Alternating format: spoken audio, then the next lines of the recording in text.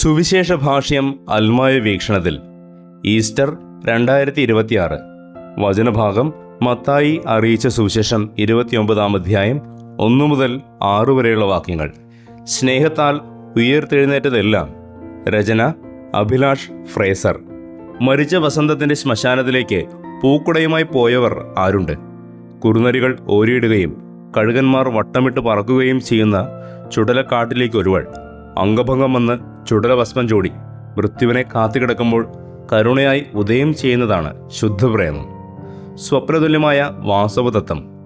ഉയിരൊടുക്കത്തിന് വിനാഴിക വരെ കൺകുഴഞ്ഞ് തേടിയിട്ടും വരാതെ മേഘങ്ങൾക്ക് പിന്നിൽ മറഞ്ഞു നിന്ന ഉപഗുപ്തൻ അവസാനം ചുടലക്കാട്ടിൽ ഉദിക്കുമ്പോൾ വാസവദത്ത അറിയുന്നു ശ്മശാനത്തോളം എത്തുന്നത് ശുദ്ധസ്നേഹമെന്ന്.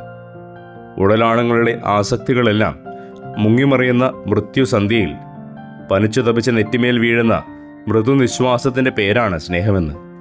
എന്തിനാണ് മറ്റൊരുവൾ മറ്റൊരു കാലത്തിൻ്റെ പുലരി ഉണരും മുമ്പേ ഒരു ശവക്കല്ലറ തേടിയെത്തിയത്? സ്വന്തം ശിഷ്യക്കൂട്ടം പോലും കൈവിട്ട മഹാപരിത്യക്ത മൃത്യുവിൻ്റെ 3-ാം നാൾ.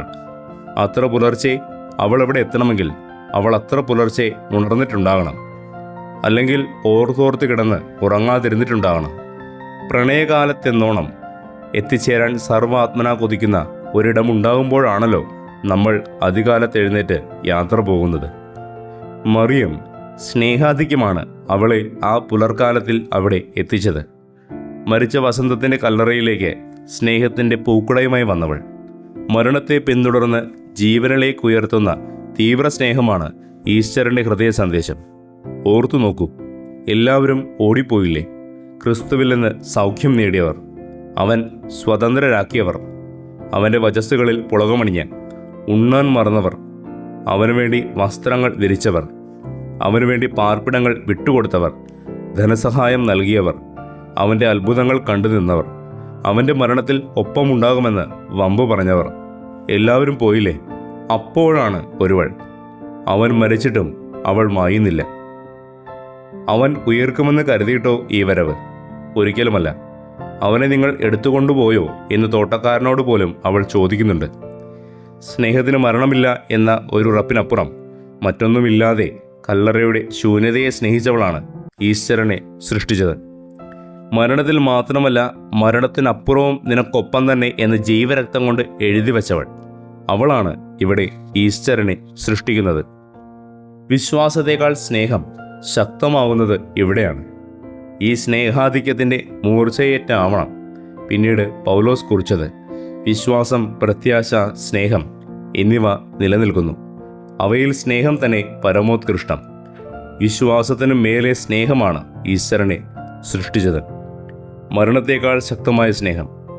സ്നേഹത്തിൻ്റെ വരവോടെ ഒരു പുതിയ പ്രഭാതം ആ കല്ലറയിൽ വിരിയുകയാണ്. സ്നേഹം നിഷേധിച്ചവർ കല്ലറയിൽ തളച്ചിടാൻ ശ്രമിച്ച സ്നേഹപാരമ്യമാകട്ടെ വെളിച്ചം പോലെ പകർന്നൊഴുകുന്നു. ഉയർപ്പിനു മുമ്പ് കല്ലെടുത്ത് മാറ്റുന്നുണ്ട്. സ്നേഹത്തിന് ഉദിക്കണമെങ്കിൽ ആദ്യം ശിലാഹൃദയം എടുത്തു മാറ്റണമെന്ന എസക്കിയേലിൻ്റെ മൊഴി പോലെ, മിന്നൽ പിണർ പോലെയാണ്, വെളിച്ചത്തിൻ്റെ ഒരു മൂർച്ചമാൾ പോലെയാണ് സ്വർഗത്തിൻ്റെ ദൂതൻ ഇറങ്ങി വരുന്നത്. ഉള്ളിൻ്റെ ഉള്ളിലെ കല്ലറകളിൽ കൃപയുടെ ശസ്ത്രക്രിയ, കല്ലിൻ്റെ ഹൃദയം മാറ്റിവെക്കൽ, മരണത്തിൻ്റെ ചങ്ങലയഴിഞ്ഞു വീണ മഹാസ്നേഹത്തിൻ്റെ സന്നിധാനത്തിലേക്ക് ആദ്യം എത്തുന്നത്. അധികം സ്നേഹിച്ച് ജീവിതത്തിൻ്റെ സുഗന്ധതൈലം മുഴുവൻ ഒരിക്കൽ അവൻ്റെ പാദങ്ങളിൽ ചൊരിഞ്ഞവൾ, അല്ലാതെ മറ്റാരാണ്? സ്നേഹമാണ് ഈസ്റ്ററിനെ സൃഷ്ടിക്കുന്നത്. സ്നേഹം പൂർണ്ണമാകുന്ന ഇടങ്ങളിൽ ഈസ്റ്റർ പൂക്കൾ വിടരുന്നു. ജീവൻ അതിലില്ലാതെ ഒഴുകുന്നു.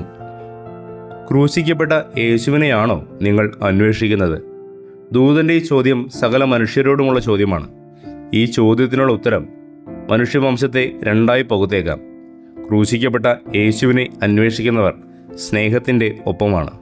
അവരാണ് അപമാനത്തിലും മരണത്തിലും കൂടെ നടക്കുന്നവർ.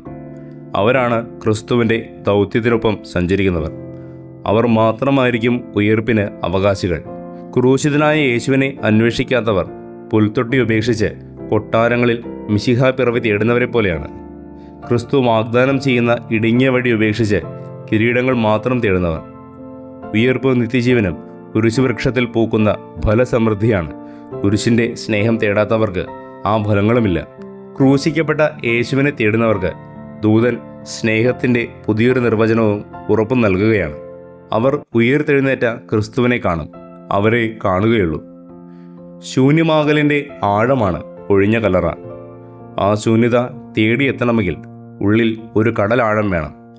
ആത്മാവിൻ്റെ ഇരുണ്ട രാത്രികളിൽ എല്ലാ കാഴ്ചകളും മറഞ്ഞിട്ടും പരിസരമാകെ മൃത്യുഗന്ധം പരന്നിട്ടും സ്നേഹത്തിൻ്റെ തിരിവെട്ടവുമായി പിന്നെയും നീങ്ങുന്നവർ, നീയില്ലായ്മ എന്ന ശൂന്യതയെ സ്നേഹത്തിൻ്റെ നെയ്ത്തിരിവട്ടം കൊണ്ട് നിറയ്ക്കുന്നവർ. നീയില്ലായ്മ എന്ന ശൂന്യത നിറയണമെങ്കിൽ അവിടെ ഞാനില്ലായ്മ എന്ന ശൂന്യത ആദ്യം സംഭവിക്കണം. ഒരു മിസ്റ്റിക് യാത്രയിൽ എന്നതുപോലെ ഒന്നുമില്ലായ്മയുടെ ആ കല്ലറയിൽ ആ മൂന്നാം നാളിലും അവൾ എന്തെങ്കിലും കണ്ടിട്ടുണ്ടാകണം. ദുർഗന്ധവും അഴുകലും മാത്രം കണ്ടു ശീലിച്ച മറ്റുള്ളവരാരും കാണാത്ത ഒന്ന്.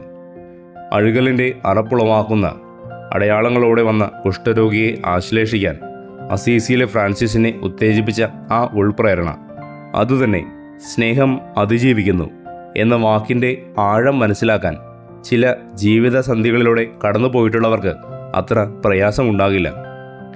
21 അധ്യായങ്ങളിൽ സുവിശേഷം എഴുതിയ യോഹന്നാൻ ജ്ഞാനത്തിലും പ്രായത്തിലും വളർന്ന് പാകമായപ്പോൾ അയാളുടെ സുവിശേഷം ചുരുങ്ങി ഒറ്റവാക്കായി: സ്നേഹം. ദൈവം സ്നേഹമാകുന്നു. ഉയിർപ്പ് സ്നേഹത്തിൻ്റെ ദിഗ്വിജയമാണ്. ക്രിസ്തുവിൻ്റെ അന്ത്യമൊഴി ഒരു പൊതുമാപ്പ് കൊടുക്കലായിരുന്നല്ലോ. അപ്പോൾ ഉയിർപ്പ് ഒരു പോരാട്ട വിജയമല്ല, തന്നെ കുരിശിൽ തറച്ചവരോടുള്ള വെല്ലുവിളിയുമല്ല, ശക്തി പ്രകടനവുമല്ല. വീണ്ടും വാളെടുത്ത് തുടങ്ങിയ നമുക്ക് അങ്ങനെയൊക്കെ തോന്നുമെങ്കിലും ഈസ്റ്റർ സ്നേഹത്തിൻ്റെ ദിഗ്വിജയമാണ്. ഇനി എല്ലാ ദിക്കിലേക്കും സ്നേഹം വെളിച്ചം പോലെ ഒഴുകണം.